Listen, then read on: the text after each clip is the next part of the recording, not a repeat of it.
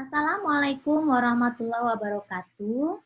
Selamat pagi, Bapak dan Ibu guru sekolah dasar wilayah Jakarta Selatan. Hari ini hari pertama kita untuk membahas tentang topik komunikasi efektif, yakni jenis komunikasi dalam pembelajaran SD.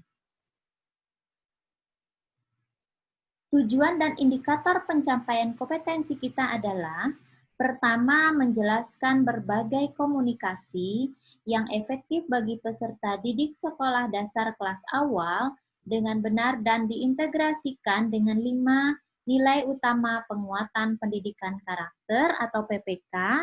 Yang kedua, mengidentifikasikan berbagai strategi berkomunikasi yang efektif, empatik, dan santun baik secara lisan maupun tulisan bagi peserta didik sekolah dasar kelas awal dengan tepat dan diintegrasikan dengan 5 nilai utama penguatan pendidikan karakter atau PPK, di mana 5 utama nilai ini adalah religius, nasionalis, mandiri, gotong royong, dan integritas.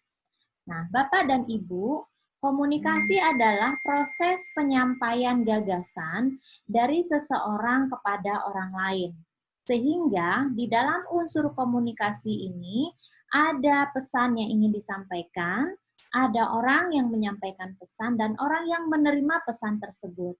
Di dalam gambar ini terlihat anak-anak menyampaikan pesan kepada temannya, kepada Bapak, untuk merealisasikan ide mereka tentang penggunaan media belajar. Saat itu mereka sedang belajar bagaimana menghitung kayu atau bambu ini ya. Dan mereka ingin membuat bambu ini menjadi alat permainan.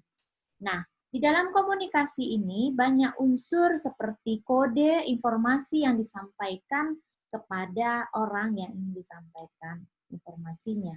Nah, jenis komunikasi diantaranya adalah antar personal. Jenis komunikasi ini terdiri atas 2 orang yang berkomunikasi secara langsung, tatap muka, atau secara tidak langsung, misalnya melewati telepon. Nah, jenis komunikasi kedua yaitu kelompok, baik kelompok ini sifatnya kelompok kecil maupun kelompok besar. Di gambar ini terlihat ketika saya mengadakan diskusi parenting dengan para guru di TK Jakarta Timur. Saat itu ada kelompok kecil yang terdiri dari 6 sampai 10 orang wali murid di TK tersebut. Nah, komunikasi yang ketiga jenisnya komunikasi massa. Ini terkait dengan misalnya media yang sekarang sering sekali kita gunakan, media Zoom, media Google, atau media yang sifatnya cetak untuk menyampaikan informasi kepada publik atau kepada masyarakat luas. Ini salah satu contoh kelas virtual di mana saya mengajar para mahasiswa dengan peserta yang tergabung di link Zoom Meeting. Ini juga salah satu bentuk atau jenis komunikasi. Nah, jenis komunikasi yang khusus, strategi komunikasi untuk anak sekolah dasar kelas awal lebih identik dengan 2 jenis ini. Pertama, komunikasi verbal yang berbentuk tulisan atau lisan disampaikan oleh guru di dalam kelas. Di sini guru bisa menulis di papan tulis, bisa juga menyampaikan pesannya melalui buku konsultasi atau di dalam buku tugas anak, itu bisa bersifat verbal. Nah, yang kedua, komunikasi nonverbal di luar kata-kata yang terucap oleh guru. Di sini bisa kita lihat gambar saya mengacungkan jempol. Dan juga ada ibu guru yang kedua ini, beliau adalah guru di Jogja, memberikan kata oke. Nah, itu adalah simbol-simbol di luar kata dan tulisan, tetapi memiliki makna yang luar biasa. Ketika anak mampu melakukan tugas dengan baik, kita acungkan jempol. Ketika dia bagus dalam melaksanakan tugas, oke, kita lanjut ke materi berikut, misalnya gitu. Nah, kode-kode ini sangat bermakna bagi anak-anak kita di SD kelas awal.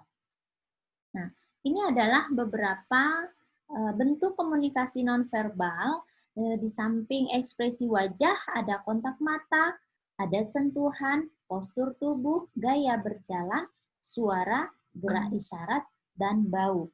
Nah, semua ekspresi ini merupakan komunikasi nonverbal yang sangat berpengaruh pada tumbuh kembang anak kita dalam proses belajar di kelas. Ekspresi ini ya, saya gambarkan di sini nih. Ekspresi kita kalau tersenyum, kontak mata kita, itu sangat membuat anak-anak kita memaknai apa pesan yang disampaikan. Wah, Bu Guru senyum nih, berarti saya benar. Wah, Bu Guru senang, berat tugas saya bagus. Itu merupakan komunikasi juga. Sebaliknya, jika kontak mata guru misalnya mengatakan tidak, kontak matanya terlihat menyamping misalnya, anak sudah paham bahwa dia harus merubah perilakunya menuju yang lebih baik lagi. Begitu Bapak dan Ibu untuk materi awal tentang jenis komunikasi. Jadi Bapak dan Ibu bisa merangkum materi ini berdasarkan paparan yang saya sampaikan, bisa juga melihat penguatannya di dalam slide yang ada di Google Classroom kita dan membaca kembali modul yang sudah di-share kemarin. Rangkuman dari semua sumber bahan belajar itu bisa ditulis dalam bentuk Word dan dikirim ke link tugas Google Classroom. Maksimal saya tunggu malam ini pukul 21.00 Oke, Bapak dan Ibu, terima kasih. Dan jangan lupa like dan subscribe ya. Assalamualaikum warahmatullahi wabarakatuh.